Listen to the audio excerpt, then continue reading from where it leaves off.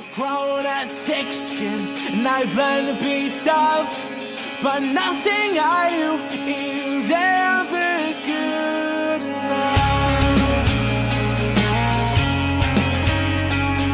enough. Welcome to the Inside the Boards podcast, the podcast dedicated to helping you learn to think like a question writer so you can study smarter, not harder, and succeed in medical school. And now here's your host, Patrick Beeman. Hello, everyone. I am Patrick Beeman, your host, board-certified OBGYN, founder of Inside the Boards, and our Chief Question Officer. Today's interview is part 2 with the guys from Physeo who cover what their plans are for the future, as well as some insights about how they've constructed the platform to help you guys learn everything you need to do well on step 1. Thanks to Greg Rodden, host of the Physiology by Physeo Podcast, for doing this interview. You should check that podcast out. And Step 1 Success Stories by Physeo, the playbook for those who dominated the USMLE. You can find any of those wherever you listen to podcasts. But before we get into the interview, here's an example from our all-audio question bank. The beta version is out now. You can download the app on the iOS store. And stay tuned for the coming months, as we'll be adding more features with a cross-platform app for both iOS and Android. Also, go check out our new website. Finally, after a long time, it's up, and I'm pretty stoked about it. So go over there, sign up for our email list, check it out, and give us feedback on how we can improve either the podcast or the website itself. So here we go. A 54-year-old man was admitted to the hospital 1 week ago for community-acquired pneumonia and treated with levofloxacin. Yesterday, he began having foul-smelling, watery stools and abdominal pain. Today, he is febrile to 102 and has an elevated white blood cell count. What other medication can predispose to this patient's current condition? Is it A, metformin, B, metronidazole, C, omeprazole, or is it answer choice D, vancomycin? The correct answer choice is C, omeprazole. This patient with recent antibiotic use and prolonged hospital stay has an increased risk of Clostridium difficile infection. In addition to antibiotic use, proton pump inhibitors, such as omeprazole, have been associated with an increased risk of Clostridium difficile. And the board's insider tip for this one is, antibiotic use, prolonged hospital stay, and proton pump inhibitors all increase the risk of Clostridium difficile infections. Treatment includes metronidazole or oral vancomycin. And there's an example from our all-audio Qbank. Now let's get into today's interview. One of the things that has been a struggle for us has been just communication among our team and getting things done quickly. So like, for example, when we get a comment from one of our users that like, oh, there's this typo in the book. In the past, it was kind of hard to get that through our entire team and get it fixed quickly. But we've started to implement, a lot of new tools and awesome technologies that have really helped us accelerate that. So the turnaround time is a lot faster. And we're really just trying to, perfect all of the little things that come up, like, I don't know, if you spell Staphylococcus aureus incorrectly, there's one letter wrong, you have to go back and fix that. And it's kind of a pain. So definitely that has been a learning experience for us. Aside from that, I think that, there are always ways for us to make our videos better. I think we started to make them a little bit shorter than our initial videos. And I think students like that more. On top of that, I think that just the biggest hurdle for us right now is getting more content. Over the next year, we plan to add everything to the platform that someone would need for step 1. And so I think just going forward, improving upon our content, making our videos concise, and just trying to make an all-encompassing resource is going to be really valuable for people using our platform. Yeah. And those are fantastic areas to improve and great answers. And like, I just want people to remember, like, these are medical students. Like, they haven't finished medical school yet and they're doing this. So just keep that in mind when you're listening to this, guys. Like, it's really impressive what you guys have been able to pull off. And so we're genuine fans here at Inside the Boards. I used your product when I was studying for Step 1 and I loved it. Okay, so kind of taking a step back from physio type of stuff. So where do you guys see yourselves going in medicine? Like, what kind of practice do you want to do? What kind of specialty do you want to go into? Yeah. So right now, I'm actually interested in ophthalmology and family medicine. So I waffle between the two. Today, I'm far more committed to ophthalmology, and ask me in a month or so, we'll see. But I really, so I want to do ophthalmology, and so I'm excited to get back and go and finish my 4th year and get some just jump back in so I can apply for residency and kind of continue that medical career. Yeah, as for me, I did a pathology rotation at the end of my 3rd year. That was a really positive experience. I enjoyed it a lot. So ever since then, I got a little taste of it, and I'm kind of itching to see if that's what's best for me. So I think, the beginning of 4th year, I'll go and do a couple more pathology rotations and really investigate that more. But that's kind of what I'm leaning towards right now. Okay, so you guys are both planning on going into clinical practice afterwards. Are you gonna also kind of maintain the Physio website and kind of like update the resources here and there during your, I guess, pseudo downtime in residency? Yeah, that's a great question. It's going to be definitely a balance act. But yeah, we both are planning on it right now. We got another year ahead of us to really focus, buckle down, and get out as much content as possible. And then, our hope is that by the end of this year, the end of this school year, so June of 2020, we will have added everything someone needs for Step 1. And so, from there, we'll kind of have a team in place to manage things, and we'll try to improve upon the content. But I think from then and beyond, we'll really focus on our classwork and our residency, with definitely keeping our hands involved in physio as much as we possibly can with the time constraints. But our hope is that we'll have all the content up by then, and then we'll have a really solid team in place to kind of handle, some minor things and keep physio really polished as we go forward. Yeah. And to echo what Michael's saying, we have experience building from the ground up everything that's required to make a really solid, good, usable lecture that will help students do well in their exams. And we have experience going back and polishing those and have a realistic idea of what kind of time and effort and energy is required to do either task. And so me and Michael are at the forefront of our mind. The thing that keeps us up at night is are we going to have enough time to make that like really high quality work that we can be proud of, that if we were like a student 2 years ago, would this be the best video on this topic ever? That's part of our philosophy, and we really want to make it really effective. And so we want to make sure that gets done before we go back to 4th year and finish up. And I do want to clarify one thing. The Dean of Student Affairs, the man that we needed to get the approval to take time off from medical school, he did put a deadline. Like we can't take another year off beyond these 3 years. Like we can't just extend this. And if I take more time off for physio and don't go back to 4th year, then I've killed my medical career, which is unacceptable. So that's why I say it keeps us up at night. Like we need to get this done, and we want it to be high quality. And then once we are in residency, we know that we can have these systems in place that we're really refining now, as Michael mentioned, so that we can go back and polish things and keep things updated, which is far easier than building it from the ground up. And making it, the experience of making it from the ground up is so hard, but polishing is a lot easier.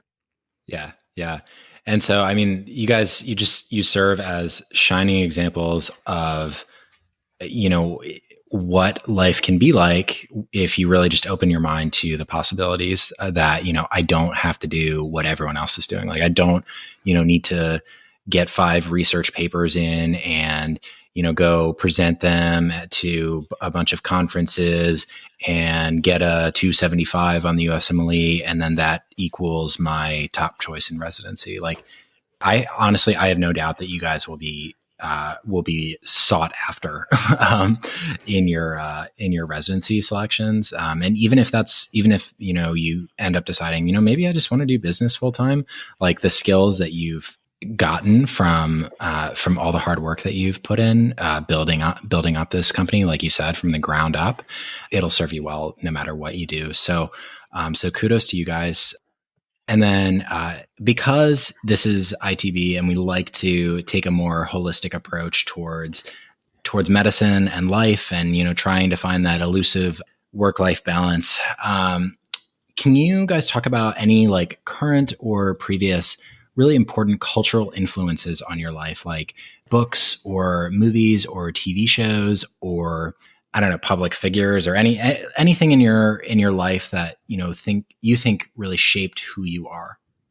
Oh, that's a tough one. Yeah, for me, I guess family's always been a big influence on me. I have 6 brothers and sisters, and big family, and just growing up with them was a hoot, and seeing what they were all doing and the way they approach life with their family and their kids has been really inspiring for me. Aside from that, I lived in South America for a couple of years. I was a missionary there, and that was kind of a fun experience and definitely gave me some cultural schooling, to say the least. Learning Spanish and just the different people down there. Really fun time. On top of that, let's see, I love to listen to podcasts. I'm kind of a podcast junkie. I guess that's why we started the podcast. But I'm really interested in just mindset and how to kind of think outside the box and kind of success. That idea that really intrigues me. Yeah. Any podcasts in particular that you'd recommend? Oh man, there are so many. Yeah, I have a lot actually. Let's see. So one that I like about just like entrepreneurship is it's called How I Built This. It's an NPR podcast. That one's pretty fun to listen to. Just like people who created billion-dollar businesses and how they did it, stuff like that. Yeah, I've had a lot of people recommend that to me. Yeah, Impact Theory. I think that one's pretty interesting. This guy's a billionaire, and he just interviews people who've done, really incredible things. And then I like to listen to Spanish podcasts too, as well. Keep my podcast up. There's a Duolingo Spanish podcast. It's pretty fun. Yeah. Aside from that, Rhett and I like to go to the gym. Try to keep a healthy balance. So we should go to the gym for about an hour a day and try to stay healthy. So yeah, those are some of my cultural influences, I guess. Yeah, what's interesting listening to Michael, he's the one that actually got me hooked on podcasts as well. And if I were to tell you the ones that I love right now, would be the Joe Rogan podcast, Tim Ferriss, Inside the Boards, and Muscle for Life. And so I like going. I like that's what I'm up to now. I like to listen to Audible books, and whenever my credits run out, whenever I spend them for the month, I default to those podcasts I just mentioned. Nice. Yeah, I am like a total audiophile too. Like I consume so much media either through podcasts or through audiobooks. I also have the Audible app, and definitely look forward to when that credit comes through every month. Yeah. Okay. Well, very cool, guys. Very cool. Well, any like last minute things that you want to get out there to the audience? Anything else that you guys felt like you didn't get to say from my prompting you? I think that just to give someone a sense of how we approach physio and creating some of the videos, I think would be maybe somewhat helpful to some people who are considering using the product. As a student, I feel like one of the hardest things is just the sheer amount of information that's thrown at you. And when you can really understand something, break it down and understand it conceptually, it makes it so much easier to memorize.